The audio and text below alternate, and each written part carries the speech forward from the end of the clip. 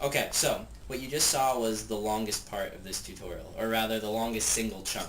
What I'm going to do by now is, now that I've shown you the basics of the program, we're going to speed along here and I'm going to show you what's possible, basically. Let's go.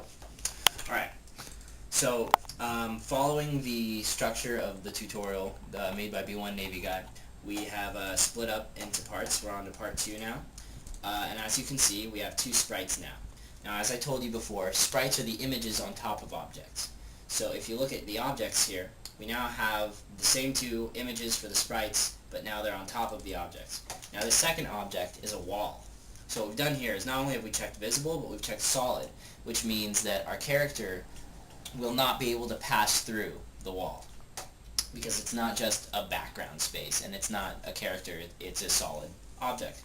Now, when we go to the object, we have to actually program something to happen when our character Game King encounters the wall. So what we do is we make a collision event. We go add event, and we click on these little 2 red arrows that look like they're butting heads, and we make a collision event. And when we do, we select from a list that the object we want is object 2 in the collision event. So what happens now is that when you collide with object 2, which is our wall object, you stop moving. It's the same action that we used for when you're not moving at all. But in this case, it happens as a reaction to running into a wall.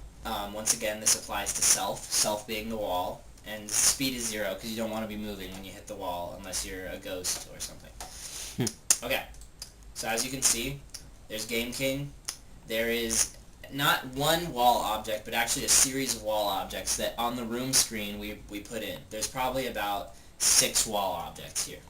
Using the arrow keys, I take Game King and I run him into the wall, and as you can see, it functions as a solid object, because what's actually happening in the game is not that I'm hitting something, but rather that this wall is telling Game King, don't move anymore. So, that's real simple. Alright, let's move on.